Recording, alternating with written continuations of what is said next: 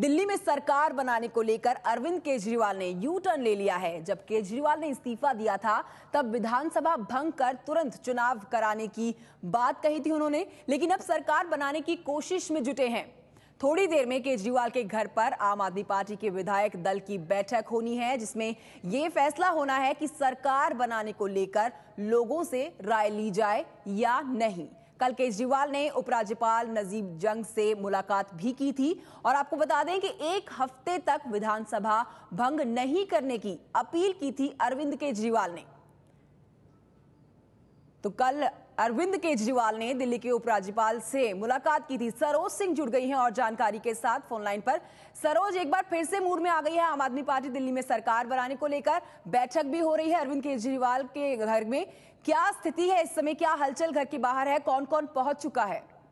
देखिए, 9 बजे की ही विधायकों की बैठक अरविंद केजरीवाल ने अपने घर पर बुलाई है, तो अभी बस विधायक पहुंचने ही वाले होंगे, ऐसा बताया जा रहा है। लेकिन मैं आपको बता दूं कि इस बैठक में तय तो पीएसी कर चुकी है कि इस तरह से उनको आगे बढ़ना है, रायशुमारी करवानी है या नहीं। लेकिन जब वो कल उपराज्यपाल से मिलने गए थे उस चिट्ठी को लेकर, तो उपराज्यपाल ने उन्हें साफ साफ संकेत दिए कि जब तक केंद्र में नई सरकार नहीं आ जाती, इस पर वो आगे कोई भी पहल नहीं कर सकते हैं।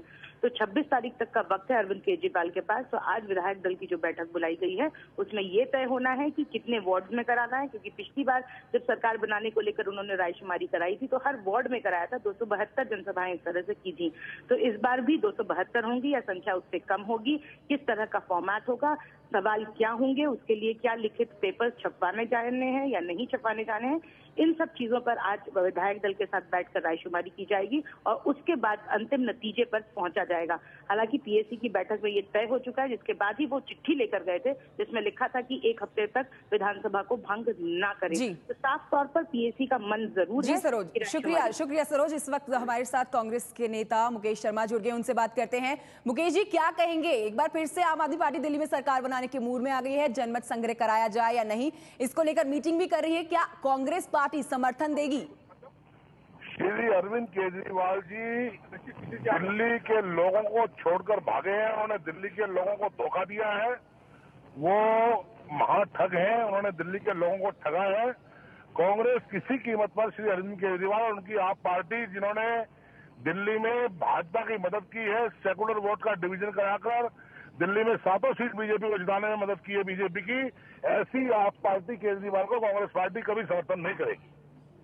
जी मुकेश जी, आपकी पार्टी कांग्रेस पार्टी तैयार है दोबारा से चुनाव के लिए दिल्ली में विधानसभा के? बिल्कुल, कांग्रेस पार्टी दिल्ली में जब भी चुनाव होगा पूरी शक्ति के साथ हम लोग चुनाव में उतरेंगे। मैं एक बात और साफ कर दूं, 2008 में हम 42 सीट जीते थे। 2009 में 4 महीने बाद लोकसभा में हम 68 विधानसभा की 68 असेंबली सीट जीते और उसके बाद 7 पार्लियामेंट हम जीते। दिल्ली में चलता रहता है, लेकिन दिल्ली में कांग्रेस पूरी मजबूती और शक्ति के साथ चुनाव में जाने के लिए तैयार है। हमने अपनी तैयारी शुरू कर दी है। मुकेश जी, कांग्रेस पार्टी के अंदर भी सुनने में आया है कि अंदर ही अंदर खिचड़ी पक रही है, आप क्या जानकारी देंगे? कांग्रेस पार्टी में किसी किस्म का कोई बात नहीं है। एक बात मैं और साफ कर दूं, श्री अरविंद केजरीवाल को सरकारी मकान खाली करना चाहिए था। वो आम से खास बन के सरकारी सुविधाएं वो इस्तेमाल कर रहे हैं। उनका सत्ता का इससे बड़ा लालची व्यक्ति मैंने दुनिया में नहीं देखा। जब उन्होंने इस्तीफा दिया तो जनता से नहीं पूछा दिल्ली की, अब वो कह रहे हैं दिल्ली की जनता से पूछने जाऊंगा मैं।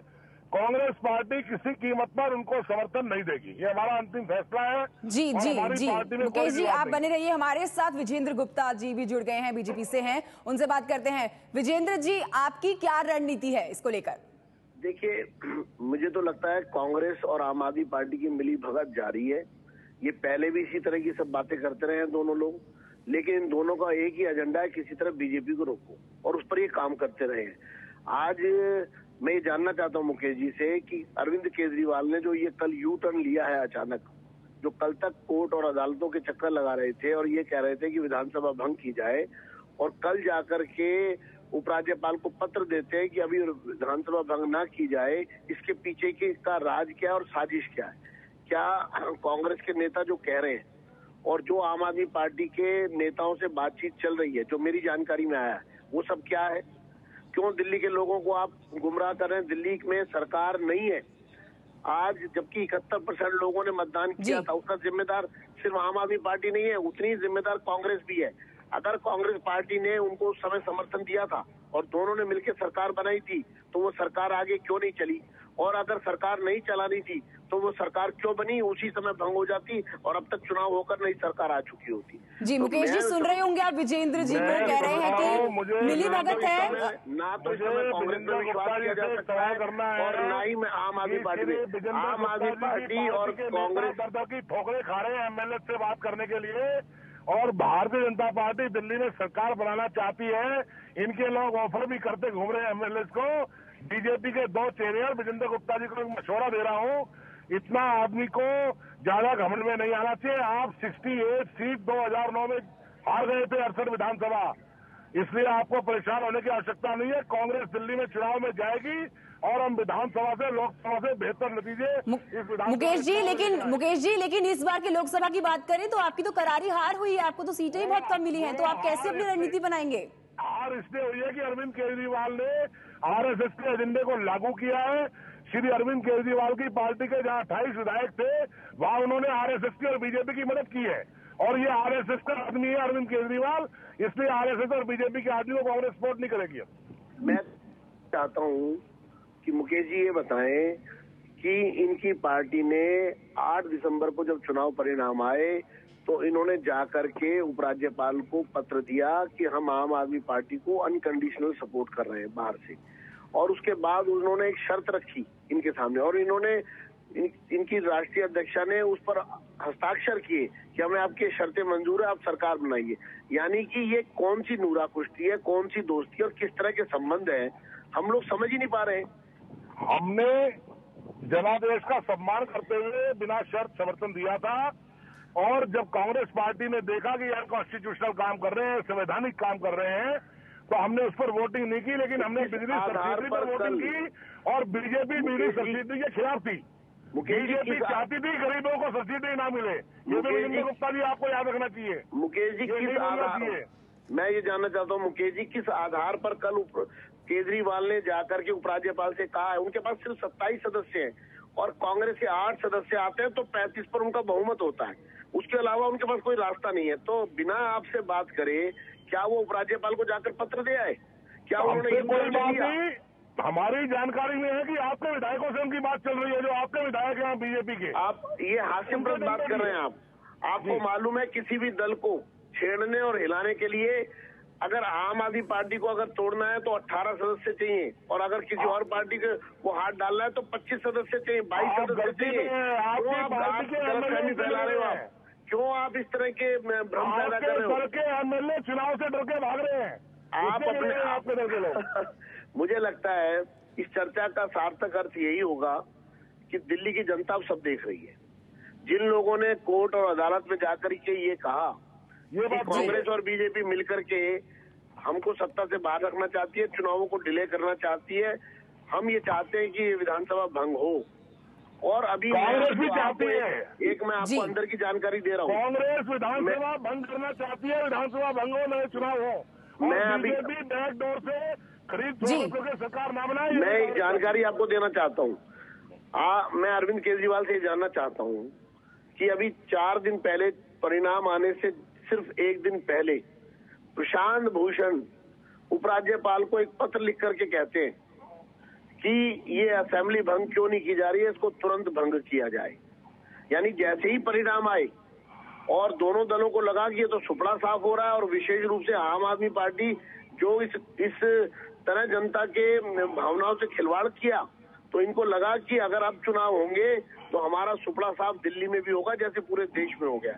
तो यानी कि सिर्फ चुनावी राजनीति कर रहे हैं ये लोग, सिर्फ व्यक्तिगत स्वार्थों के लिए राजनीति कर रहे हैं, और दिल्ली की जनता को ठगने के अलावा आम आदमी पार्टी कोई और काम नहीं कर रही। क्या आप 2009 में 68 सीटें नहीं आ रहे थे विधानसभा की? मैं आपसे पूछ रहा हूँ, आप रिकॉर्ड भूल जाते हैं। मुझे लगता है कि वर्तमान में जीने से ज्यादा बेहतर चर्चा होगी और वर्तमान परिस्थितियों पर मुकेश जी, विजेंद्र जी, आप दोनों का बहुत बहुत शुक्रिया बातचीत के लिए। तो दिल्ली की जनता सब देख रही है, और अब आपको बताएं कि आम आदमी पार्टी का क्या कुछ कहना है इस पर। शोएब इकबाल क्या बोल रहे हैं, आपको सुना देते हैं कि शोएब इकबाल सबसे पहले क्या बोल रहे हैं। आपने भी उन लोगों को सपोर्ट दिया और उसके बाद सरकार गिरा दी और उसके बाद अलग चले गए, लोकसभा इलेक्शन की तरफ ये गए। ओवरऑल ये पूरा जो प्रकरण हुआ इसे आप कैसे देखते हैं और क्या कहेंगे जो इन्होंने एक रेफरेंडम की बात कही है उसको लेकर? देखिए, रेफरेंडम का जहाँ तक ताल्लुक है तो कोई अधिकार इनके पास बचा नहीं है आम आदमी पार्टी के पास, मिस्टर केजरीवाल के पास। उस वक्त समर्थन इनको पूरा प्राप्त था, हम लोगों ने दिया था और उनको कोई ज़रूरत भी नहीं थी कि सरकार को, जिस तरह से ये अपनी सरकार को खुद ही करा के चले गए लोकसभा इलेक्शन के में, तो आज नैतिक आधार के ऊपर तो इनको ये बात सोचनी होनी चाहिए। जब आप सुप्रीम कोर्ट में चले गए कि इलेक्शन होने चाहिए दिल्ली में, तो ये किस तरह से, ये किस बात पे बोल रहे हैं? सुप्रीम कोर्ट में एक बात कर रहे हैं, लेफ्टिनेंट गवर्नर से जाके दूसरी बात कर रहे हैं, पब्लिक से कुछ दूसरी बात कर रहे हैं। विश्वास खत्म हो गया इनका पब्लिक का, आवाम का जो है, आम आदमी का विश्वास खत्म हो गया इन पे। मैं नहीं समझता कि इनको अब सरकार बनानी चाहिए। और जहाँ तक ये सरकार की बात करते हैं, हमारा समर्थन उस वक्त था, लेकिन आज की तारीख में नहीं। हम चुनाव के लिए तैयार बैठे हैं और हमारे बिना आज भी सरकार नहीं बन सकती। अकेले यदि हम वोट करेंगे तो सरकार बनेगी, अदरवाइज नहीं बनेगी। तो इसलिए अब इनको सरकार की बात बिल्कुल नहीं करनी चाहिए और चुनाव के लिए तैयार हो जाना चाहिए। आप मानते कि जो तो शोएब इकबाल ने भी समर्थन दिया था अपना आम आदमी पार्टी को। जेडीयू ने भी एक सीट हासिल करी थी दिल्ली में, लेकिन अब शोएब इकबाल का कहना है कि दिल्ली की जनता का केजरीवाल की पार्टी आम आदमी पार्टी पर से विश्वास उठ चुका है। हम चुनाव चाहते हैं, ये कहना है शोएब इकबाल का। और अब आपको सुनाते हैं कि आम आदमी की पार्टी के विधायक क्या कुछ कह रहे हैं। दिल्ली की जनता ही बार बार कह रही है, बार बार हम लोगों के पास भी आ रही है, हमारे ऑफिस में भी आ रही है, फोन मैसेज सब कुछ आ रहे हैं। जो बार बार चुनाव का बोझ जनता पे नहीं पड़ना चाहिए। हम लोग परेशान हैं, आचार संहिता लग जाती है, काम रुक जाते हैं, इसलिए आपको लगता है 49 दिन में सरकार गिरा करके गलती की अरविंद केजरीवाल ने? एकदम। उस वक्त जनता की गलतियों की परवाह, समस्याओं की परवाह नहीं की गई? नहीं, वो हम हो सकती है, हम लोगों से गलती हुई है जो शायद उस समय हम जनता से पूछ के करते तो ये हमारी गलती नहीं होती। हम लोग चुनाव के लिए 100% तैयार हैं। तो आम आदमी पार्टी के विधायक कह रहे हैं कि वो चुनाव के लिए 100% तैयार है। लेकिन हम आपको बताते हैं कि केजरीवाल ने नजीब जंग को चिट्ठी में क्या कुछ लिखा है। कल मुलाकात की थी अरविंद केजरीवाल ने उपराज्यपाल से। चिट्ठी में क्या कुछ लिखा है बता दें। लिखते हैं कि महोदय, अगले कुछ दिनों में आम आदमी पार्टी दिल्ली में सभाएं करके जनता से पूछने जा रही है कि क्या दिल्ली में सरकार बनानी चाहिए। आपसे निवेदन है कि अगले एक हफ्ते में दिल्ली विधानसभा भंग ना करें। अगर आप ऐसा सोच रहे हैं तो दिल्ली में विधानसभा भंग ना करने की अपील की अरविंद केजरीवाल ने चिट्ठी में। उपराज्यपाल से मुलाकात की थी कल अरविंद केजरीवाल ने और चिट्ठी में उन्होंने कहा था कि दिल्ली में विधानसभा भंग ना की जाए। अब आपको बताएं कि बीजेपी का कहना है कि कांग्रेस और आम आदमी पार्टी मिली हुई है। बीजेपी का कहना है कि पार्टी चुनाव के पक्ष में है।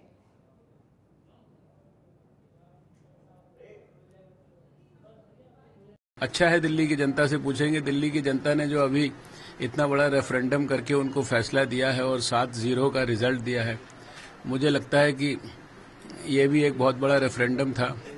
लेकिन उनका रेफरेंडम तो ऐसा है कि जिसमें वो गली मोहल्ले में जाकर अपने लोगों से पूछकर और जो फैसला वो अपने घर में तय करते हैं, उस रिजल्ट को वहां से लाते हैं। लेकिन जनता बहुत समझदार है इस देश की, आपने देख लिया। अब जनता को बहुत ज्यादा दिन बहकाया नहीं जा सकता राजनीति के क्षेत्र में। हर्षवर्धन कह रहे हैं कि ये कांग्रेस और आम आदमी पार्टी की मिली भगत है, लेकिन बड़ा सवाल यही है कि अब दिल्ली में क्या होगा।